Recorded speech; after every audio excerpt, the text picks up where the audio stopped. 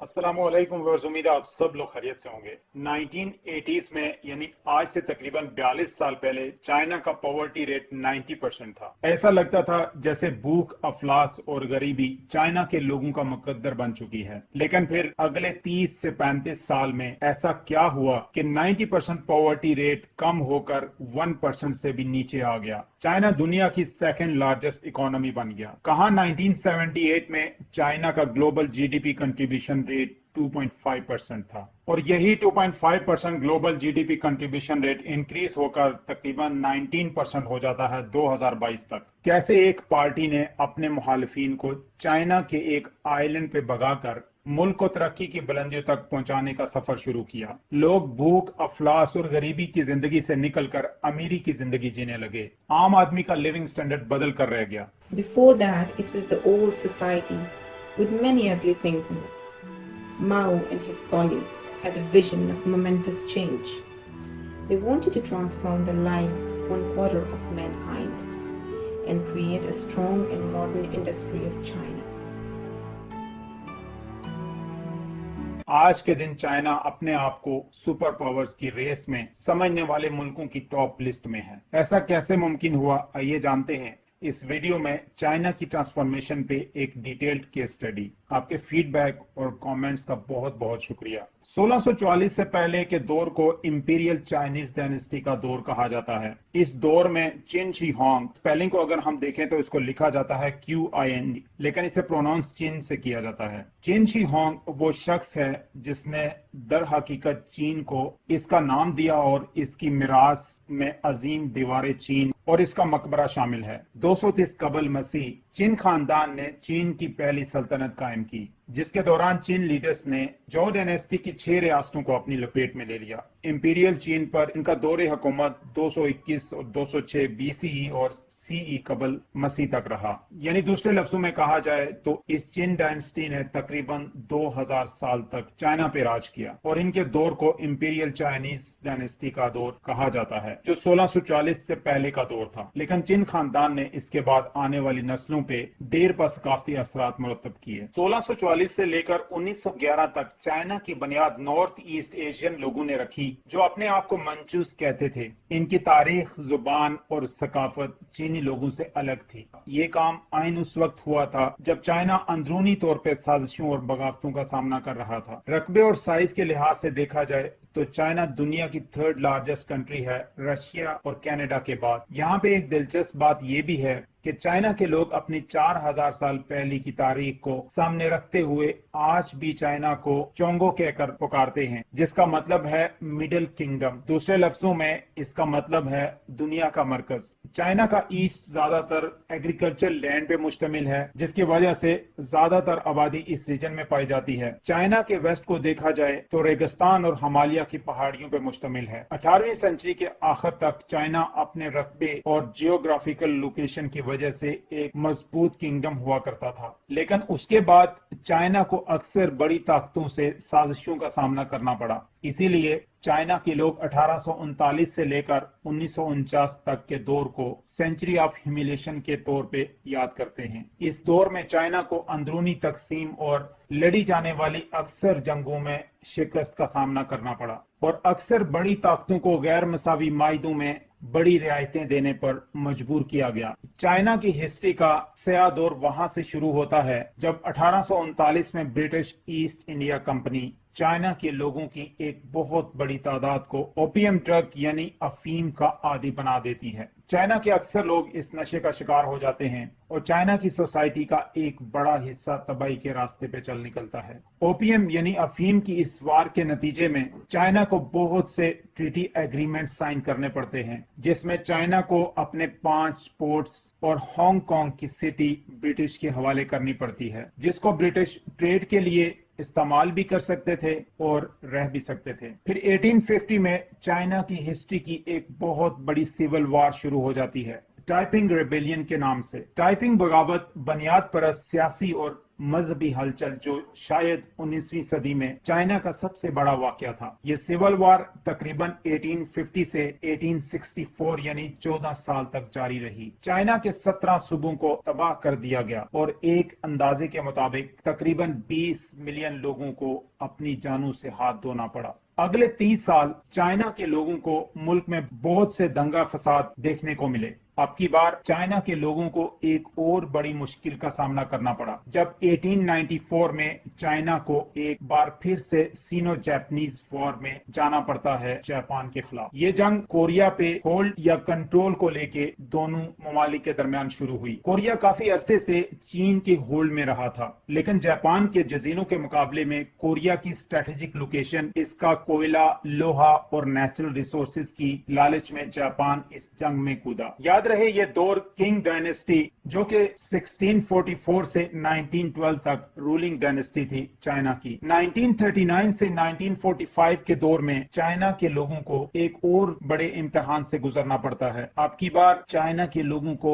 सामना करना पड़ता है जापानीज कोलोनाइजर्स की मनमानियों का। चाइना को एक बार फिर से मजबूर किया जाता है वर्ल्ड वॉर 2 में कूदने के लिए जापान के खिलाफ और चाइना अलाई पावर्स का हिस्सा बन जाता है वर्ल्ड वॉर 2 में। इस जंग ने तूल पकड़ा था जापान की 1894 वाली सीनो वॉर को लेकर जो कि जापान और चाइना के बीच छिड़ी थी कोरिया के तनाजा को लेकर। तकरीबन 20 मिलियन चाइनीज को अपनी जानों से हाथ धोना पड़ा था इस जंग में। मरने वालों में तकरीबन 3 से 4 मिलियन चाइनीज आर्मी के लोग थे और बाकी आम आवाम थी। आखिरकार 1945 में चाइना वर्ल्ड वॉर 2 जीत जाता है अलाइड फोर्सेस के साथ। जापान को पीछे हटना पड़ता है मॉडर्न वॉर अफेयर के साजो सामान और ट्रेंड एयर फाइटर्स की कमी की वजह से। लेकिन चाइनीज लोगों को इसका पता नहीं था कि वो सिविल वॉर जो कम्युनिस्ट पार्टी और नेशनलिस्ट पार्टी के बीच कुछ ही साल पहले बंद हुई थी वर्ल्ड वॉर 2 की वजह से, उसकी दोबारा से शुरुआत हो जाती है वर्ल्ड वॉर 2 की जीत के फौरन बाद। ये सिविल वॉर जारी रहती है अगले 3 साल तक और आखिर ये खत्म होती है 1949 में चाइनीज कम्युनिस्ट पार्टी की जीत के साथ। चाइनीज कम्युनिस्ट पार्टी की जीत के नतीजे में मुखालिफ पार्टी यानी चाइनीज नेशनलिस्ट पार्टी के लोगों को मुल्क बदर होना पड़ता है और वो जाके अपना डेरा जमाते हैं चाइना के एक आइलैंड पे जिसे आज हम ताइवान के नाम से जानते हैं, जो कि मेनलैंड चाइना का हिस्सा है। फिर अक्टूबर 1, 1949 को पीपल्स रिपब्लिक ऑफ चाइना की शुरुआत करते हैं माओ Zedong. The leader of the communists and the hero of the revolution was Mao Zedong. 我们的思念是正义的，正义的思念是人和敌人也分不破的。 माओ के आते ही अपने शुरू के इकदामात में से एक इकदाम ये किया जाता है कि 1950 में एक लॉ पास किया जाता है जिसके मुताबिक फोर्स मैरिजेस और अरेंज मैरिजेस को पूरे मुल्क में इलीगल डिक्लेयर कर दिया जाता है। औरतों को राइट टू डिवोर्स दिया जाता है। माओ जेडोंग आते ही चाइना की इकोनॉमी और मुल्क पे अपने कंट्रोल को मजबूत बनाने के लिए फर्दर इकदामात शुरू कर देते हैं। इसी कॉन्सेप्ट को लेकर 1958 में माओ लॉन्च करते हैं ग्रेट लीप फॉरवर्ड कैंपेन। इस कैंपेन से माओ 2 बड़े मकासद हासिल करना चाहते हैं। Number 1, land redistribution. इस पॉलिसी के तहत बड़े बड़े वडेरों से जमीन लेके किसानों को दी गई और ग्रुप्स बनाए गए ताकि काफी किसान मिलकर काम करें, प्रोडक्टिविटी ज्यादा हो। लेकिन इस जमीन की ओनरशिप लोकल गवर्नमेंट ने अपने पास रखी। इस पॉलिसी के रिजल्ट में किसान जो कमाते थे वो गवर्नमेंट के पास चला जाता था। किसानों को कोई खास इंसेंटिव नहीं मिल रहे थे कि उनका लिविंग स्टैंडर्ड बेहतर हो सके और वो अपनी सेविंग्स कर सकें या फसलों की प्रोडक्शन अपनी मर्जी से डिमांड के मुताबिक बढ़ा सकें। पॉलिसी नंबर 2 थी इंडस्ट्रियलाइजेशन। इंडस्ट्रियलाइजेशन कैंपेन को लेकर पहले तो स्टील प्रोडक्शन के बड़े बड़े प्लांट्स बनाए गए और सेकेंडली लोगों को कहा गया कि वो अपने घरों में छोटे छोटे स्टील प्लांट्स लगाकर स्टील प्रोडक्शन करें। और अगर इसका रिजल्ट देखा जाए तो माओ जेडोंग की गवर्नमेंट को इंडस्ट्रियलाइजेशन कैंपेन से भी कुछ हासिल ना हुआ, क्योंकि जो छोटे प्लांट्स लोगों ने लगाए घरों पे उनके पास इतने रिसोर्सेज नहीं थे कि वो प्रोडक्शन को बढ़ा सकें और प्रॉफिट शेयरिंग का फायदा उठा सकें। डिमांड और सप्लाई के अकॉर्डिंग प्रोडक्शन प्रोडक्शन कर सकें, क्वालिटी प्रोवाइड कर सकें, और उसके साथ साथ मौसम की खराबी और कुछ गवर्नमेंट की पॉलिसीज की वजह से हालात इतने खराब हो गए कि 1959 में मौसम बहार से 1961 के आखिर तक तकरीबन 30 मिलियन चाइनीज भूख और कहत की वजह से इस दुनिया फानी से कूच कर गए, और तकरीबन इतनी ही तादाद में पैदाशें जाया हुई या मुलतवी हो गईं, और इसी अरसे में ग्रेन की प्रोडक्शन बढ़ने की बजाय 15% और कम हो गई। चाइना की हिस्ट्री में इस कहत को दुनिया के बदतरीन कहतों में से एक समझा जाता है। 1959 में ही माओ जेडोंग ने 4 मुख्तलिफ किस्म की कैंपेन्स शुरू की, जिसमें चूहों, मच्छरों, मक्खियों और चिड़ियों पे काबू पाने की कोशिश की गई। इन कैंपेन्स का मकसद चीन की अवाम की सेहत और अफसाने सेहत को बेहतर बनाना था। माओ का मानना था कि चिड़ियां खेतों में ग्रेन खाती हैं, जिसकी वजह से हमारी प्रोडक्शन का नुकसान होता है, इसलिए आम अवाम को बता दिया गया कि चिड़ियां जहां पे मिले उन्हें मार दिया जाए। कुछ अरसे बाद पता चला कि चिड़ियों को जितना ज्यादा मारा गया, उनकी तादाद कम होने की वजह से खेतों में कीड़ों की तादाद ज्यादा हो गई और फसल को कीड़ों ने और ज्यादा नुकसान पहुंचाया, जिसकी वजह से ग्रेन की प्रोडक्शन और नीचे चली गई। फिर एक्सपर्ट्स ने अंदाजा लगाया कि चिड़ियां यानी स्पैरो कीड़ों मकोड़ों को खाने का काम करती हैं, इसलिए अगर उनको ही मार दिया जाएगा तो कीड़ों मकोड़ों की पॉपुलेशन पे कंट्रोल पॉसिबल नहीं रहेगा, जो कि एक नेचुरल प्रोसेस है। माओ की ये मुहिम भी उल्टी पड़ गई। हालात यहाँ तक पहुंच गए कि कहत ने और तूल पकड़ लिया। माओ की पॉलिसीज एक पे एक करके फेलियर का सामना कर रही थी, और माओ को अब क्रिटिसिज्म का सामना था कम्युनिस्ट पार्टी और आम आवाम की जानिब से, लेकिन माओ ने किसी की एक ना सुनी। और माओ यहाँ रुके नहीं, बल्कि वो अपनी मनमानी को हरफे आखिर समझकर मुख्तलिफ एक्सपेरिमेंट्स करते गए। 1966 में माओ जेडोंग ने एक और कैंपेन लॉन्च की, कल्चरल रेवोल्यूशन के नाम से। देखने में ये कैंपेन ऐसे लगती थी कि माओ चाइना की कल्चरल रेवोल्यूशन को लेकर सही मानों में सीरियस हैं, लेकिन इसका असल मकसद था माओ का मुल्क पे बेजा कंट्रोल और अपोजिशन को मजीद दबाना। अपने मुखालिफिन को माओ जेडोंग अपनी पावर शो करने के लिए यांगत्से रिवर में माओ ने खुद से गोताखोरी भी करके दिखाई। इन मकासद को हासिल करने और मुखालिफिन को दबा के अपनी गवर्नमेंट की जड़ें मजबूत करने के लिए माओ ने 2 बड़े स्टेप्स लिए। नंबर 1, स्टूडेंट्स की एक आर्मी बनाई गई रेड गार्ड्स के नाम से। ये रेड गार्ड्स माओ के जाती लॉयल सोल्जर्स थे, जिनकी शनाख्त ये थी कि वो बाजू पे रेड बैंड बांधे हाथ में माओ की एक बुक रखते थे। रेड गार्ड्स का काम उन लोगों को टारगेट करना था जो माओ जेडोंग की आइडियोलॉजी के खिलाफ थे। यहाँ तक कि माओ की अपनी पार्टी में कुछ हाईली सीनियर ऑफिशियल्स थे, उन तक को माफ नहीं किया गया। इंतकामी कार्रवाइयां की गईं, जिसमें सफर फरसाद, लियो शोकी और डिंग शोपिंग शामिल थे। रेड गार्ड्स को ये हदायत थी कि लोगों को अपनी फैमिली में नजर रखने को बोला जाए। अगर कोई भी माओ की आइडियोलॉजी के खिलाफ बोलता है, उसको सबक सिखाया जाए। जो लोग माओ की आइडियोलॉजी के खिलाफ होते, उनको मुतअद्दिद बार सरेआम वायलेंस का निशाना बनाया जाता। सेकंड पे स्कूल्स एंड यूनिवर्सिटीज को शट डाउन कर दिया गया और स्टूडेंट्स को बोला गया कि रूरल एरियाज में जाओ, वहां के लोगों की हार्ड वर्क वाली लाइफ को देखो। इन इक़दामात से अवाम में डर खौफ की एक फिजा कायम हो गई। आखिर एक वक्त ऐसा आया कि माओ अपना कंट्रोल जमाते जमाते मुल्क को इस नहज पे ले गए कि रेड गार्ड्स आपस में लड़ना शुरू हो गए, और नतीजतन अवाम आपस में बंटने लगी और मुल्क में एक और सिविल वार का समा बन गया। आखिरकार माओ को एहसास हुआ कि कल्चरल रेवोल्यूशन के नाम पे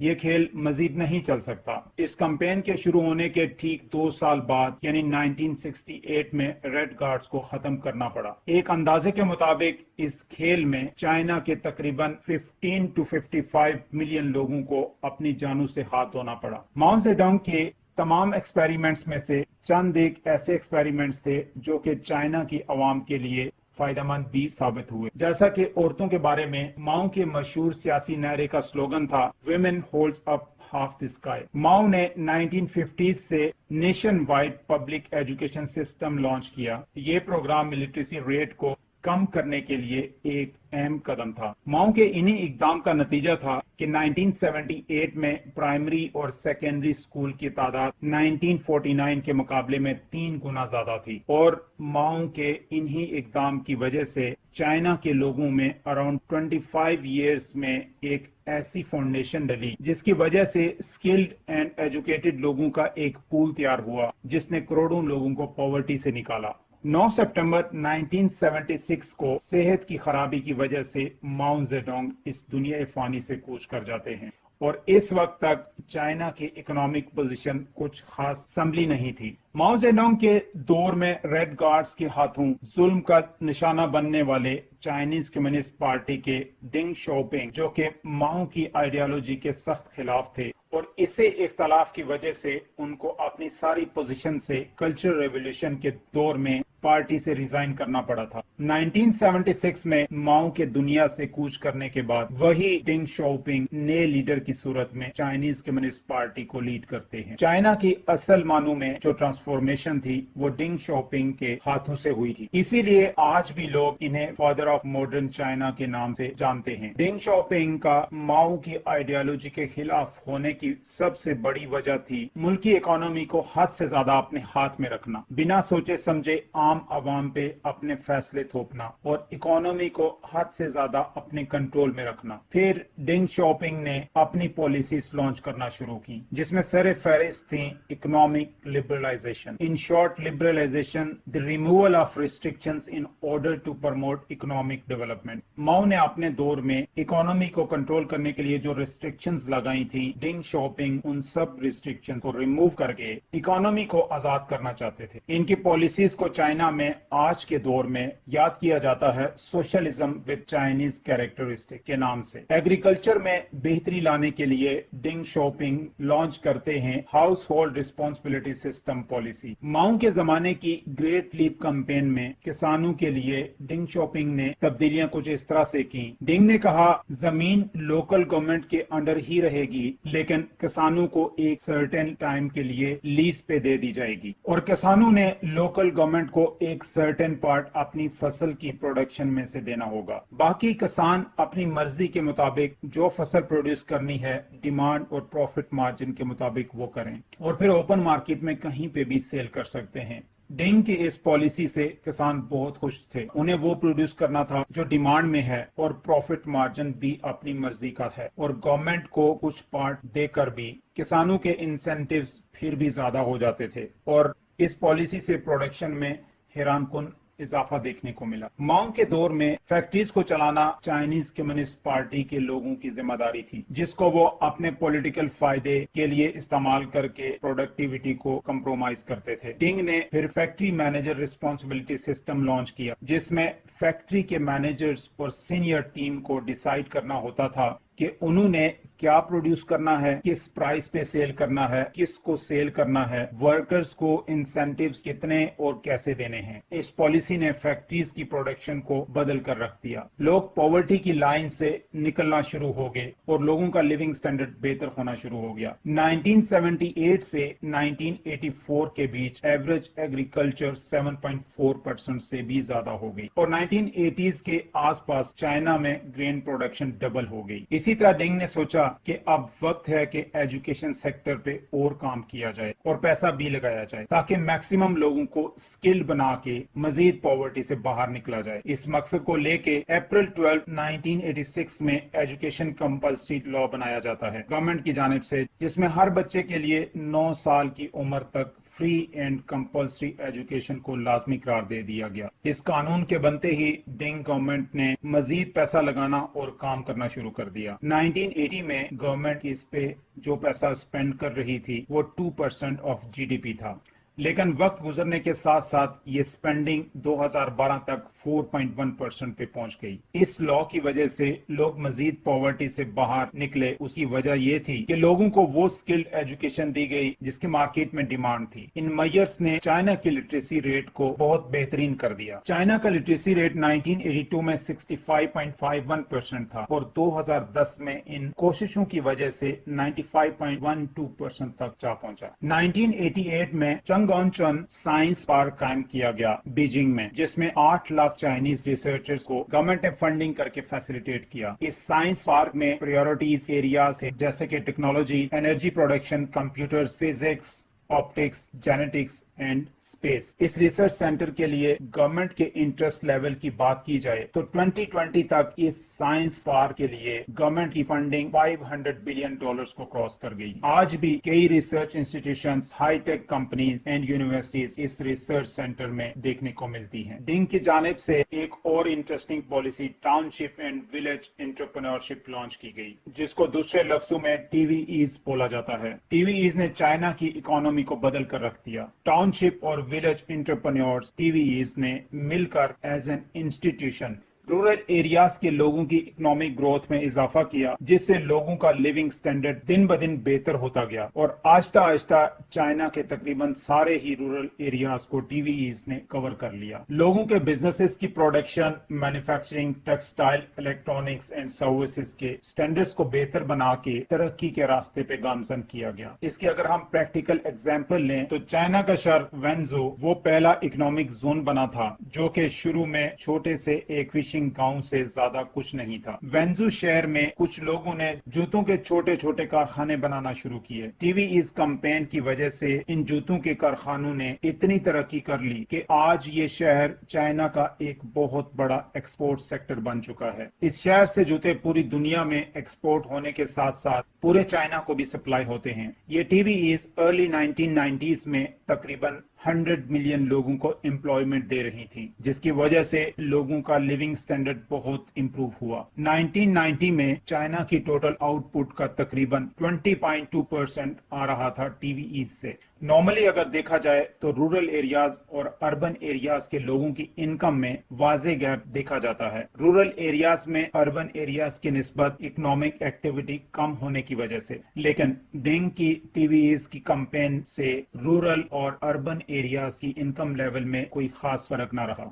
वेंजू शहर का GDP 1980s में अराउंड $0.3 बिलियन था और 2020 में इसका GDP $429 बिलियन पे पहुंच गया। देखते ही देखते ये शहर चाइना का इकोनॉमिक हब बन गया। इसी तरह हेल्थ केयर पे चाइना ने बहुत स्पेंडिंग की और 2020 में चाइना हेल्थ केयर की फील्ड पे अराउंड 5.59% ऑफ GDP स्पेंड कर रहा था। 1980s में स्पेशल इकोनॉमिक जोन्स बनाए गए जिसमें टैक्स इंसेंटिव्स दिए गए, रूल्स एंड रेगुलेशंस को आसान बनाया गया, ब्यूरोक्रेसी के निजाम में इस्लाहात की गई ताकि ब्यूरोक्रेसी मुल्की और अवामी मफाद के लिए काम करे, लोगों को एजुकेशन दी गई, स्किल्ड बनाया गया और फिर साथ ही साथ फॉरेन इन्वेस्टमेंट को इनकरेज करने के लिए 1978 में ओपन डोर पॉलिसी लॉन्च की गई।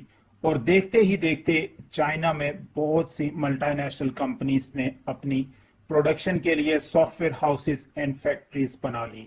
1979 में चाइना की फॉरेन डायरेक्ट इन्वेस्टमेंट $0.06 बिलियन थी और अगर मई 2023 में देखा जाए तो ये चाइना की foreign direct investment approximately $10.4 billion पे पहुंच गई। सिर्फ यही नहीं बल्कि डिंग शॉपिंग ने education, health, research centres, infrastructure, roads, parks, transport system पे फोकस किया गया। चाइना पे इस केस स्टडी से पता चलता है कि चाइना अगर आज वर्ल्ड सेकंड लार्जेस्ट इकोनॉमी है, उसकी वजह चंद एक वो पॉलिसीज हैं जो लॉन्ग टर्म चली और उन पॉलिसीज ने ऐसी बेस बनाई कि चाइना की इकोनॉमी हर गुजरते लम्हे मजबूत से मजबूत तर होती गई। जब से चाइना ने अपनी आवाम को खुशहाल रखना शुरू किया, चाइना की इकोनॉमी ने मुड़ के पीछे नहीं देखा, आगे ही बढ़ती गई। इस केस स्टडी के बारे में आपकी राय हमारे लिए बहुत अहमियत रखती है। इसी तरह की इन्फॉर्मेटिव एंड इंटरेस्टिंग वीडियोस के लिए हमारे चैनल को सब्सक्राइब कर लीजिएगा, बेल आइकन पर क्लिक कर लीजिएगा और अगर वीडियो अच्छी लगे तो इसे लाइक एंड शेयर जरूर कीजिएगा। नेक्स्ट वीडियो तक अपना बहुत सारा ख्याल रखिएगा। Thank you very much.